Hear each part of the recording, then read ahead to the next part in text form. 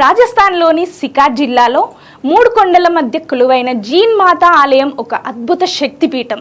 ఈమెను భక్తులు రాజస్థాన్ వైష్ణోదేవి అని ఎంతో భక్తితో పిలుచుకుంటారు. ఈ ఆలయానికి ఉన్న చారిత్రక నేపథ్యం వింటే ఎవరైనా ఆశ్చర్యపోవాల్సిందే. ఒకప్పుడు మొఘల్ చక్రవర్తి ఔరంగజేబ్ హిందూ దేవాలయాలను ధ్వంసం చేస్తూ ఈ ఆలయంపైకి తన సైన్యాన్ని పంపినప్పుడు అమ్మవారు వేల సంఖ్యలో తేనెటీగల రూపంలో తన శక్తిని చూపించి ఆ సైన్యాన్ని తరిమి కొట్టిందట.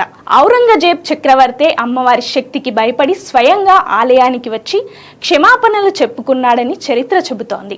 అంతేకాదు అప్పట్లో అమ్మవారి అఖండ జ్యోతి కోసం ప్రతి నెల ఢిల్లీ నుండి నూనె పంపిస్తానని మాతకు వాగ్దానం చేశాడట. రాజరిక వ్యవస్థ పోయినా నేటికి భక్తులు అదే సంప్రదాయాన్ని కొనసాగిస్తూ జ్యోతిని వెలిగిస్తూనే ఉన్నారు. చౌహాన్ వంశీయుల ఆరాధ్య దైవమైన జీన్ మాత తన సోదరుడు హర్షనాథుడితో ఉన్న అనుబంధం వల్ల కూడా ఎంతో ప్రసిద్ధి చెందింది. పర్వతాల నడుమ వెలిసిన ఈ ఆలయ సౌందర్యం, అక్కడి ఆధ్యాత్మికత భక్తులకు కనువిందు చేస్తాయి. మీరు ఎప్పుడైనా రాజస్థాన్ వెళ్తే మొఘల్ సైన్యాన్నే గడగడలాడించిన ఈ వీరమాతను దర్శించుకోవడం మర్చిపోకండి.